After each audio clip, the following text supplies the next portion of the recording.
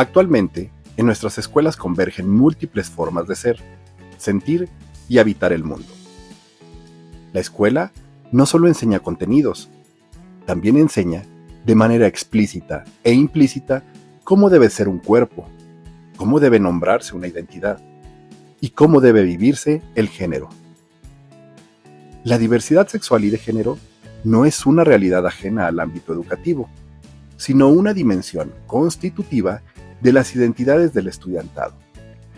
Sin embargo, durante mucho tiempo, la escuela ha operado bajo esquemas normativos que invisibilizan, excluyen o incluso sancionan aquello que se aparta de lo considerado normal.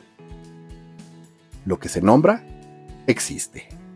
Lo que no se nombra, se margina. Y lo que se sanciona, se vuelve invivible. Frente a este escenario, surge una pregunta fundamental. ¿Cómo construir espacios educativos que reconozcan, respeten e incluyan la diversidad sexual desde una perspectiva de justicia social?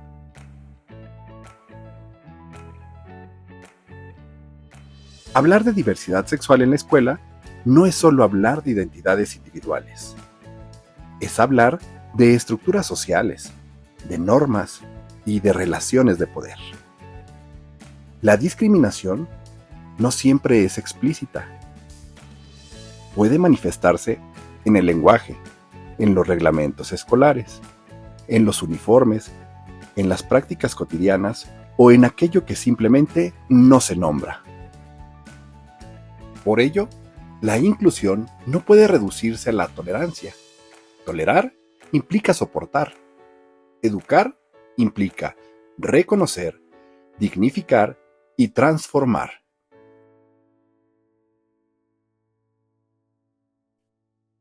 Cuando hablamos de diversidad sexual y de género, se asume que todos entendemos lo mismo. Sin embargo, en la práctica, estos conceptos suelen mezclarse, simplificarse o incluso confundirse. Precisemos los componentes desde una perspectiva crítica.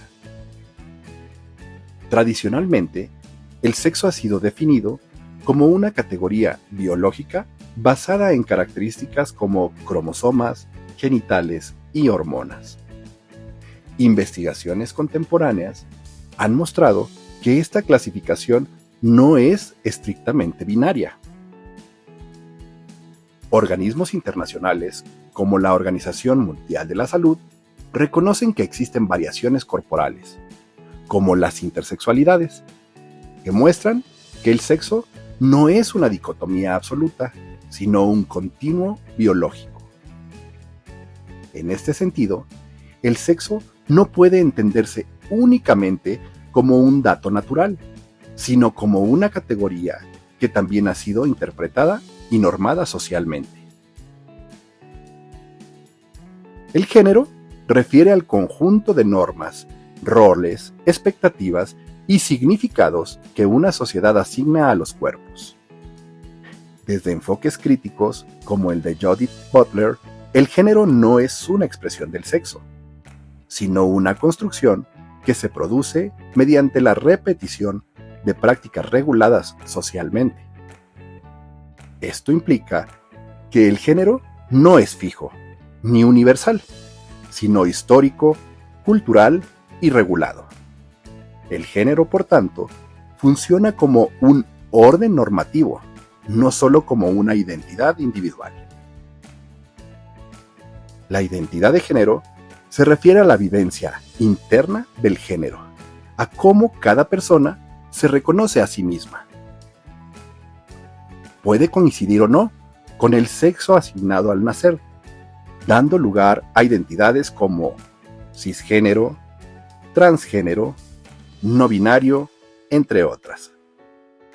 La Asociación Americana de Psicología define esta identidad como una dimensión central del autoconcepto, vinculado al reconocimiento social y al bienestar. Aquí emerge un elemento clave.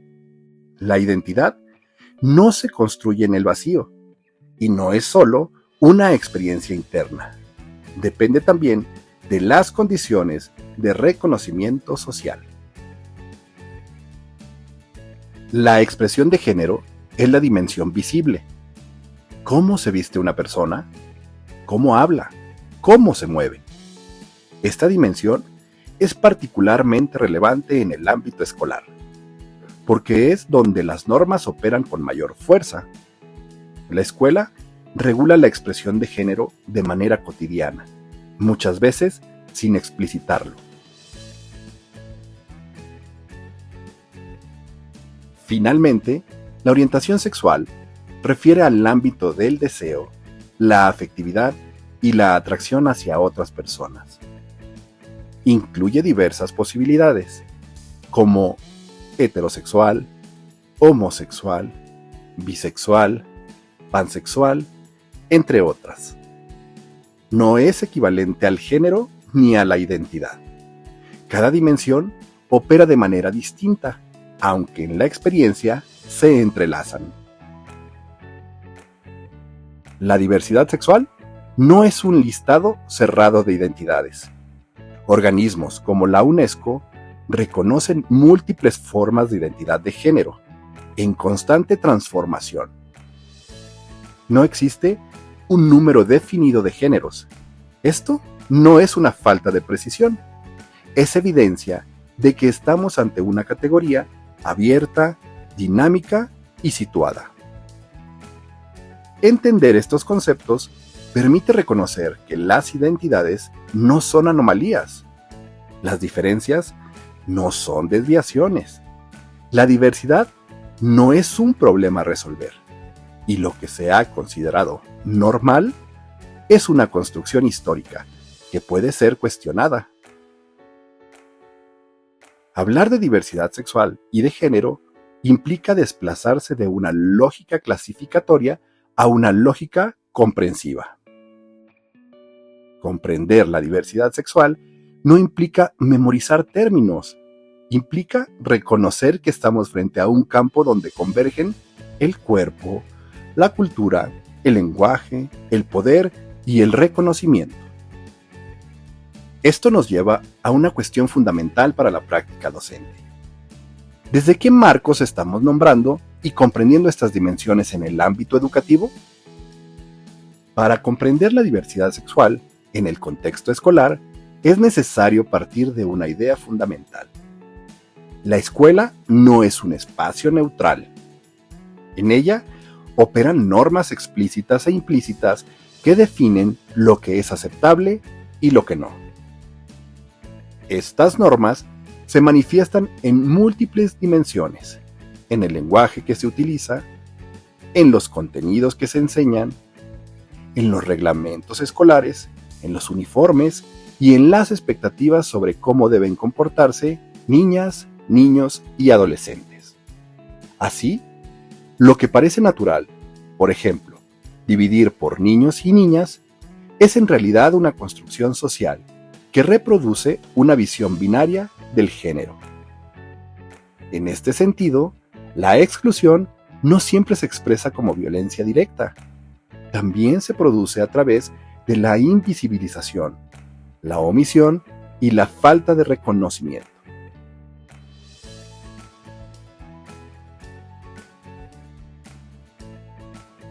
Autoras como Judith Butler han cuestionado la idea de que el género sea una realidad natural o fija. El género no es algo que simplemente se es algo que se construye socialmente, a través de políticas, discursos y normas que se repiten en el tiempo. No nacemos sabiendo cómo ser hombre o cómo ser mujer. Aprendemos a hacerlo, y ese aprendizaje no ocurre en abstracto. Ocurre en espacios concretos, como la familia, y de manera muy potente en la escuela.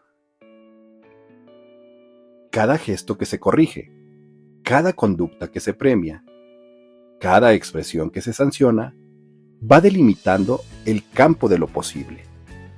Así, la identidad se configura dentro de un marco que ya está dado. Un marco que no solo organiza, también limita. Y en este límite, algunas identidades logran reconocimiento, mientras que otras quedan fuera de lo que la sociedad considera comprensible. Reconocer esto implica un cambio profundo. Entender que la diversidad sexual no es una desviación, sino una expresión legítima de la diversidad humana.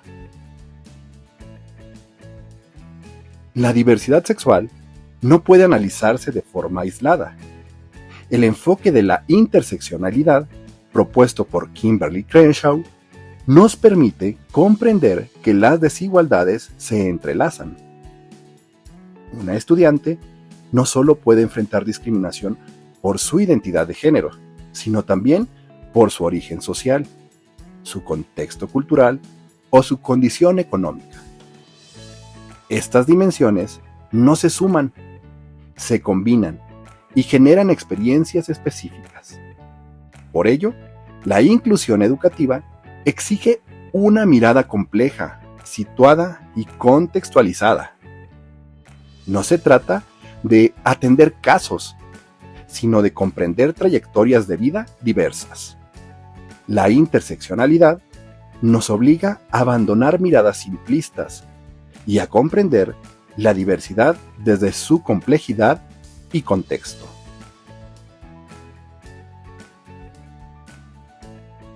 Desde la pedagogía crítica, autoras como Bell Hooks proponen entender la educación como una práctica de la libertad. El aula debe ser un espacio donde todas las voces puedan ser escuchadas, donde la experiencia del estudiantado tenga valor y donde el aprendizaje se construya colectivamente. Esto implica transformar el rol docente de transmisor de contenidos a facilitador de procesos de reflexión, diálogo y reconocimiento. La inclusión no se logra solo con contenidos, sino con relaciones pedagógicas basadas en el respeto, la empatía y el cuidado.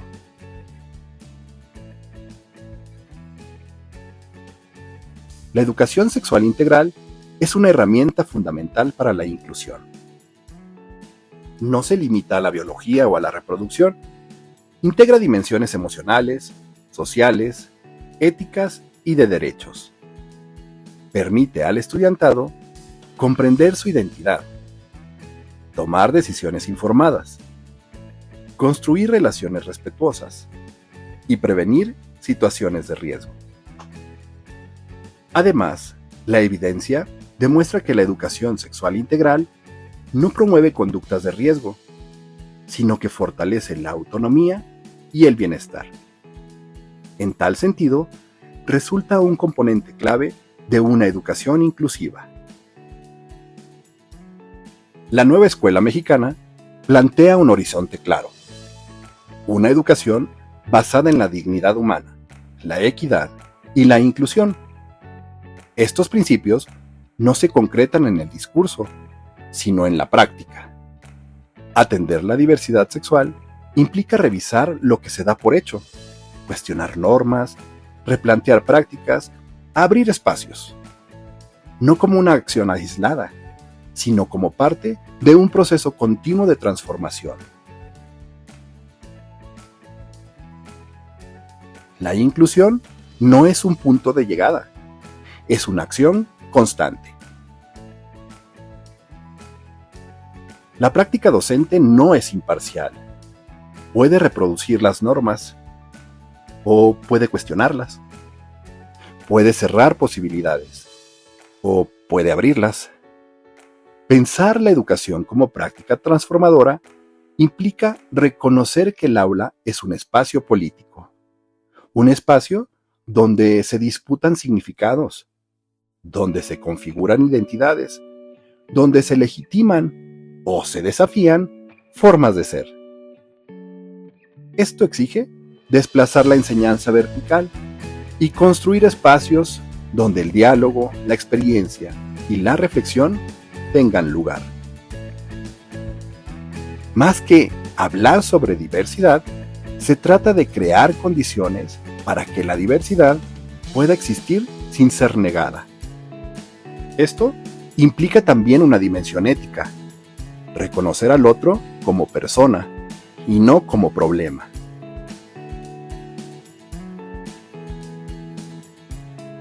¿Por qué incluso con marcos teóricos disponibles sigue siendo difícil abordar la diversidad sexual en la práctica docente? Un primer elemento que debe considerarse en la respuesta a esta pregunta es la naturalización.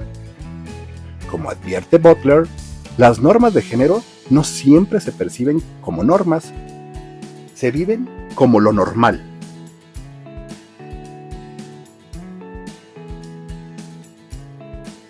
Por ello, muchas prácticas escolares no se identifican como excluyentes, aunque lo sean.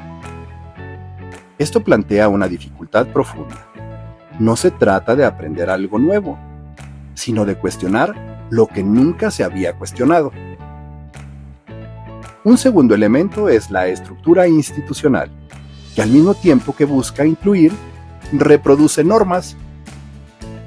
Un tercer elemento se relaciona con el desplazamiento hacia lo moral. Frecuentemente, la diversidad sexual se aborda desde el respeto o la aceptación. Pero como advierte Kimberly Crenshaw, las desigualdades no son solo actitudes individuales, son estructuras. Reducir el problema a respetar puede ocultar preguntas más profundas, como ¿qué prácticas escolares están produciendo desigualdad? ¿O qué condiciones hacen que ciertas identidades tengan menos posibilidades de habitar en la escuela? A esto se suma la complejidad de la experiencia, que no permite respuestas simples. Aparece entonces la incertidumbre pedagógica. ¿Qué hacer concretamente? ¿Cómo intervenir sin simplificar? ¿Cómo acompañar sin imponer? Esta incertidumbre no es un error, es parte del problema mismo. Como plantea Bell Hooks, enseñar implica habitar la tensión, no eliminarla.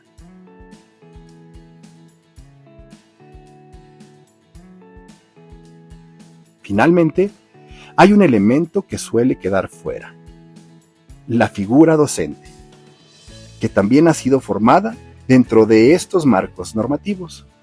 También ha aprendido a nombrar, clasificar y comprender desde ciertas categorías. Por ello, trabajar la diversidad sexual no es solo un ejercicio técnico, es también un proceso de revisión. Entonces, la dificultad no radica únicamente en comprender la diversidad sexual, radica en cuestionar los marcos desde los cuales la estamos comprendiendo y en reconocer que la práctica docente no ocurre fuera de las tensiones, sino dentro de ellas. Lo que nos conduce a la siguiente cuestión: si la dificultad no es solo conceptual, sino estructural y pedagógica, ¿qué tipo de práctica educativa puede realmente abrir espacio a la diversidad? Atender la diversidad sexual en la escuela no es una tarea adicional. Es parte del compromiso ético de la educación. Implica reconocer que todas las personas tienen derecho a aprender, a ser nombradas, a participar y a vivir con dignidad. Implica reconocer que no todas las personas han tenido las mismas condiciones para existir, aprender y ser reconocidas.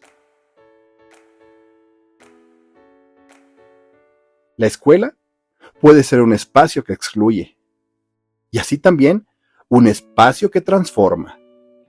En esa posibilidad se encuentra el sentido de la práctica docente, no en reproducir lo establecido, sino en abrir caminos para que otras formas de ser, históricamente negadas, puedan finalmente vivir con dignidad.